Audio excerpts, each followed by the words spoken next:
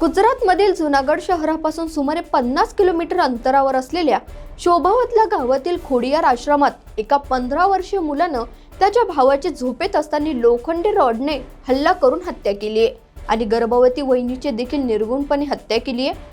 विशेष म्हणजे त्या गर्भवती वहिनीला मारण्यापूर्वी तिच्यावर बलात्कार करून आरोपीने महिलेच्या पोटात इतक्या जोरात लाथ मारली की तिचे 6 महिन्याचे बाळ तिच्या पोटातून बाहेर पडले।